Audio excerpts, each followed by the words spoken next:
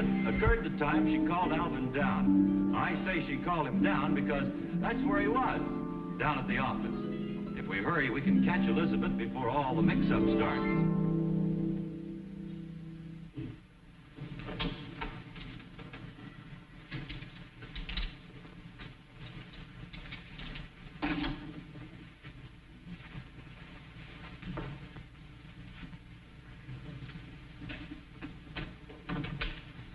Elizabeth, how are you today? Have you decided which one to wear tonight? Got an idea? You're going to call someone. Who? Alvin. I wouldn't call him at the office, Elizabeth. He might be busy. Hello. Hello, darling. Oh, hi, sweetheart. You busy? Oh, a little bit, but go ahead. What's on your mind? Which of these two dresses shall I wear tonight? Now, there's a fine question to ask me on the phone. I guess you're right. I should have sent you a telegram. Elizabeth, have you flipped your pretty little wig? Oh, I'm sorry, darling. I was just kidding. It's just that I'm so excited to have a date with my handsome husband, I can't make up my mind about the dresses. Seriously, which one shall I wear? You're forgetting that I can't see them. Well, they're hanging right there. Bye. No, really, the yellow or the blue? The yellow. Okay, thanks. Bye. Bye. Bye. What a gal.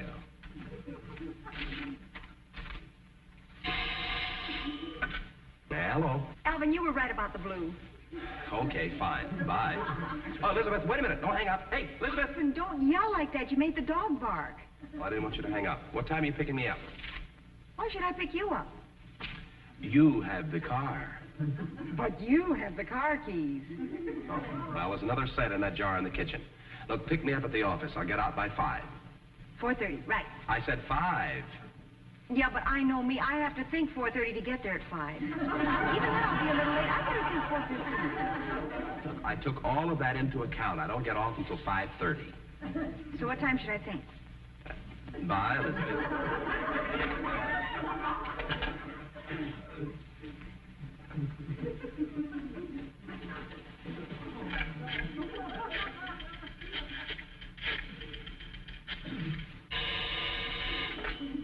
Hello.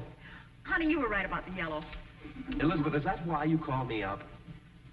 No, not really. I got to thinking, if you wouldn't mind walking a couple of extra blocks, I could meet you at the corner of 7th and Maple. Oh, you mean because of the traffic?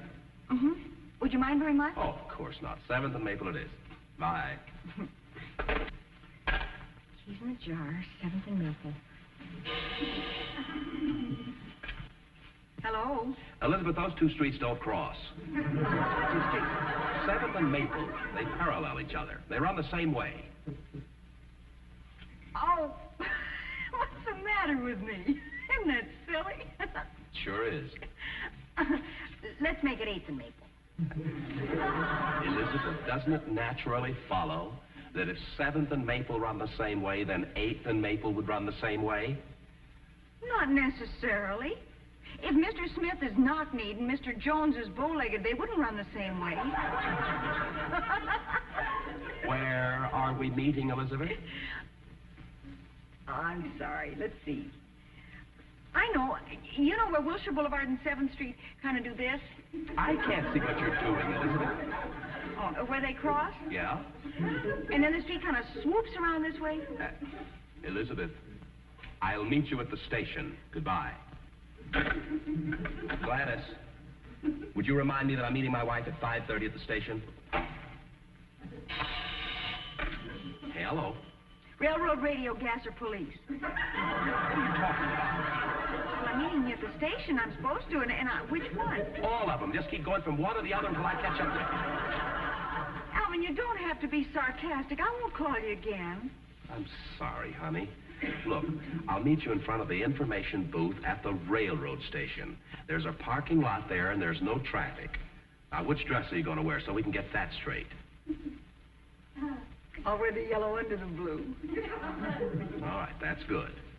Now, you won't call me again, will you? No. Bye. Bye, darling.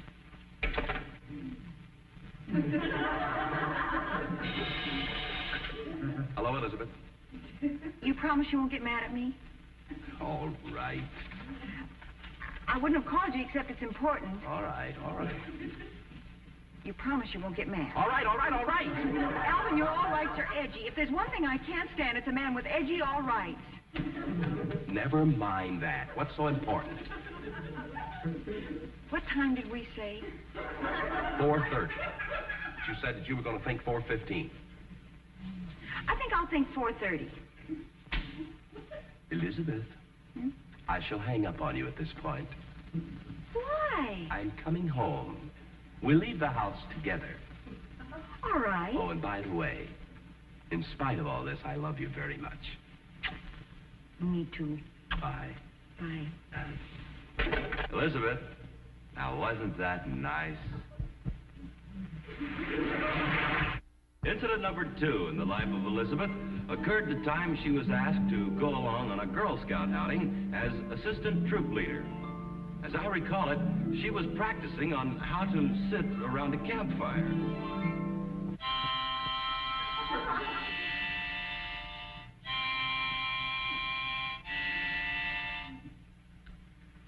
Very pretty, dear. You're improving. You think so? I thought I was just getting used to it.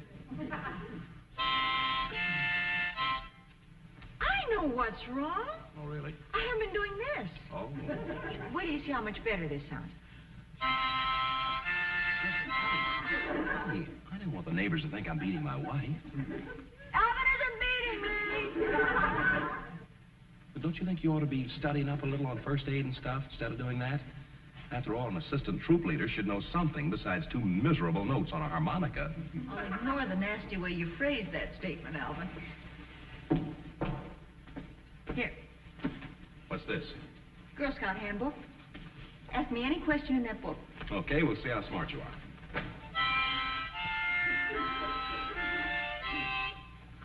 Hey, I found a new note.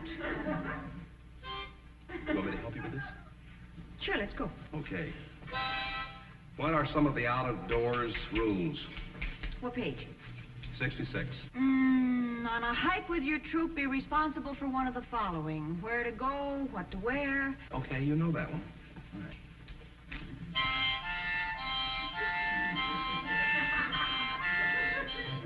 I have another question for you as soon as you're through howling at the moon. Not howling at the moon, honey. That was Oh, Susanna. How do you tell directions by the stars? The page 264? Yes? At night, north of the equator, there is one constant compass point, the North Star or Polar Star. See page 256. It is... Hey, wait a minute. You memorize this. I memorize the whole book. Oh, let's try some questions without it. Why? Everything I need to know is in that book. Just the same, I'll give you some of my life-saving questions left over from the old Army days. If you don't stick to the Girl Scout book, you're going to get some pretty silly answers. Never mind that. We'll take a hypothetical case. Now, there's a man drowning down at the beach. What do? Nothing. The man is yelling for help. He's drowning. I can't hear him. I'm home cooking dinner. Let's start over again. Look, you can hear the man drowning because you were down at the beach, too. You're even wearing a bathing suit. Now, what do? Nothing. Why not? I can't swim. You don't have to be so rough. Oh, I'm sorry. All right, let's forget the man down at the beach.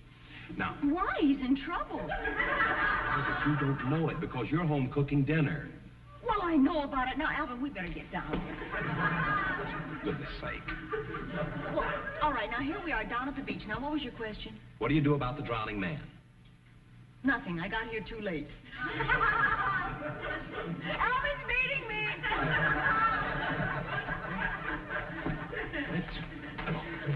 Okay, honey. I'll be good. No. Now, ask me some more questions. No. Okay, I'll play one more chorus of Oh, Susanna. You win. But, honey, please, will you stop clowning around? Okay. All right. Now, let's say that I have a broken toe. What do you do about it? Put it in a splint. First sensible thing you've said all night. I'll go get my first aid kit. You put your foot up.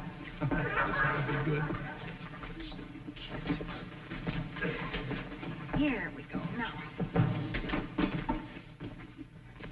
What are you doing? gotta find out how to open the first aid kit.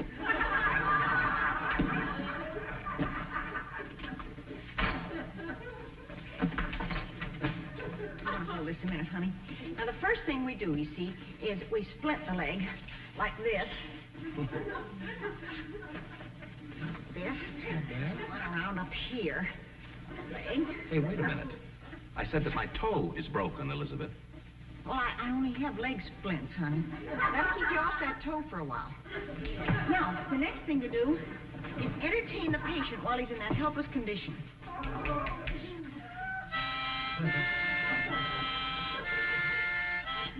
Have you ever thought of using that thing as an anesthetic? No, but I'll play you one chorus of Anna Sousa. That's those Susannas spelled backwards. Wait a minute. I have one more question. How do you treat a broken jaw? Alvin, you wouldn't dare. Answer the question. I don't even think that's in the book. Good, get up, I'll show you. Come on. Stand up. Come on. I'll show you. Put your hands behind you like this.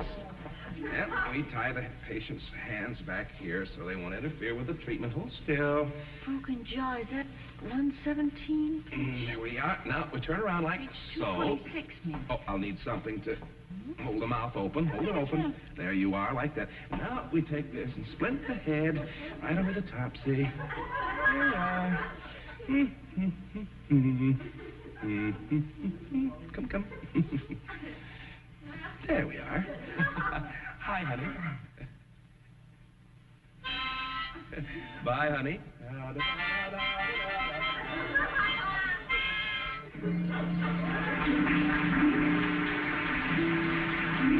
Incident number 3 in the life of Elizabeth occurred the night she almost cost the census taker his senses. Well, he wasn't a census taker exactly. He was taking a survey. No, that would make him a surveyor. Let's go back a year or two and see for ourselves. Don't be alarmed. Alvin's in the den and Elizabeth's out walking the dogs. Here she is now. The big fellow is Stormy. He lives here. The little guy is Bandy. He belongs to Mama. Elizabeth and Alvin are sort of dog-sitting while Mama's down at the neighborhood show. Alvin!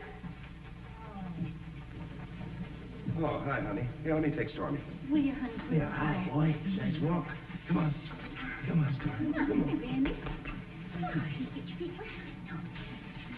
Yeah, good boy. Oh, my goodness. There we go. Now, don't you let Stormy give you an inferiority complex. He'd just give anything to have a little flat face like yours. You stay there and go to sleep, and you go till your mommy comes home, huh? You stay now. That's it, stay. Well, he's all set. When's your mother due back from the movie?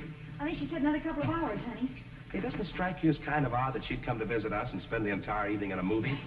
This is the only place she can get good popcorn. Hey, if that's supposed to be a funny joke, I don't have time to laugh. I'm watching the Harry Ratbone show. Come on, honey. Be right there. You keep there. Keep you up. I hear you say it. Stay right there. Hello? How do you do? I'm conducting a house-to-house survey in this area. You see? And, you wouldn't want me to come in and ask you a few questions, would you? Thank you anyway. Goodbye. And thanks for opening the door. Wait a minute. We're very interested in surveys around this house. Come on in. I'll call my husband. Alvin! You see, we're setting about to get the population and the type of dogs. Alvin! I'm sorry, you were saying. Well, I'm conducting this survey for my magazine to determine the canine population. Honey, we have company. Come on in and sit down. Thank you. A minute ago, you thanked me for go on, sit down. For opening the door. You mean to tell me a lot of people don't open the door when you ring? Well, they look through those little peepholes. I usually carry on a conversation with an eyeball. Do you have a dog? Yes. But tell me more about the survey. Well, Mr. Sylvester's the editor of our magazine. Do you know him? He's in the other room watching the Harry Ratbone show. He is? Well, good. I'll get him. Hey, I thought you were going to... Who killed him? Honey, he's making some kind of a survey. I'm not sure. I think it's psychological. Oh. Well, Mr. Sylvester, this is a pleasant surprise. I've worked for you, but I've never had the pleasure of making your acquaintance, your sanctum sanctorum being what it is. Like what? Don't worry about it, honey. It hardly shows. I'm the one that wrote your slogan for the magazine. What slogan? Let's all dog it together? Well, I'm afraid there's been a slight case of mistaken identity here. Sure has. Oh, I see. Well, that's pretty stupid of me. I'm sorry. This is my husband, Alvin. This isn't your boss. Well, how do you do? Hi. How about a raise? No, you don't understand. This isn't your Mr. Sylvester. Oh, well, I know, but if he'll give me a raise, I'll quit Mr. Sylvester. Get the net, get the net. Alvin, let's get back to the survey. Do you want to use the desk? Oh, very well. You don't need me for this, honey. I have a cold. I'm going to go in the other room for a while. Honey, you'll need us both to answer the questions. Go and get a chair. Now, these questions may sound a little unorthodox to you, but that's the whole point of this survey. You know, anybody can ask ordinary questions. I told you it was psychological, darling. My name is Fred. For me, she wouldn't call you darling after all. What do you want to know about us? Well, I don't want to know anything about you, but you have a third party staying here? Oh, Mama, she's only visiting us. Well, that doesn't make any difference. You see, we'll put her down anyway. Ma. Male or female? Get the net. He said they'd be unorthodox questions, sweetheart. My name is Fred. You won't need me to answer questions about Mama. I'll be in the other room, honey. Oh, don't forget about the raise. Nice fella. Yes. Go on, this is fascinating. Well, now, what's her lineage? Well, Mama's Scotch, Irish, little German, maybe. Yeah. Scotch, Terrier, Irish, Setter, possible German Shepherd. Does she sit up? Oh, I see what you mean. Yeah, she sits up with Papa whenever he's sick. I see. Does she bark at people? Only at Papa. Barks at Papa. Has she ever seen a vet? Yes, as a matter of fact, Papa's a vet himself. He was in World War I. These are very odd answers. You don't want to fool with the officials, you know. Odd questions, odd answers. Go on. What kind of dog food does she prefer? Mama doesn't eat dog food. Scraps from the table? Oh, Mama scraps from any place. Fighter. Now, what kind of coat does she have? Rabbit. Well, you mean it looks like rabbit fur? Yeah. Has silk lining and has the big pockets.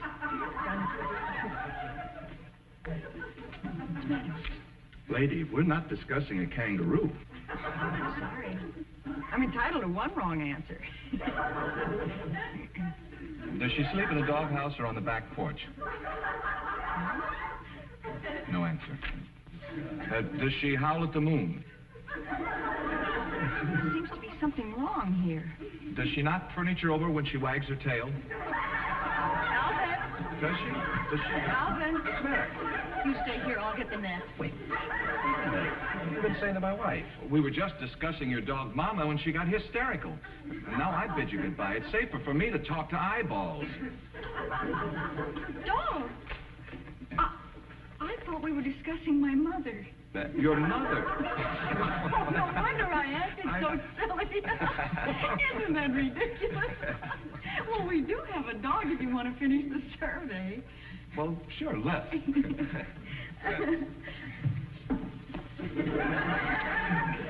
Now, is it thoroughly understood that we're talking about dogs? Of course. Why don't you go put on some coffee, darling? I'd love to, but I have to write out this survey. She was talking to me. I'll be right back. I'll go get Stormy's papers.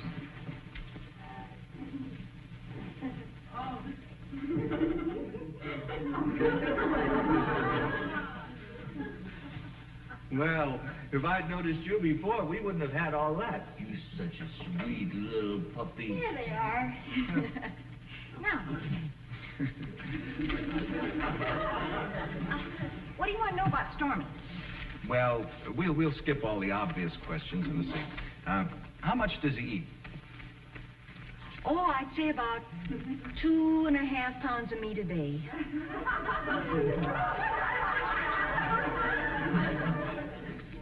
Glutton. Well, how are we doing? Did you tell him how Stormy can sit up and roll over? And how he's always stealing food off of the top of the refrigerator? Not yet. Acrobat. What's his lineage? Well, it's all right here. His father was a champion St. Bernard. How do you account for his size? Well, you're the dog expert. You tell us. Well, his mother must have been a mouse. You're all right. How much does your dog weigh? Oh, I'd say about 165 pounds, wouldn't you? Oh, honey, about 175. We're talking about Stormy, not Mama. I know that. Mama weighs 240.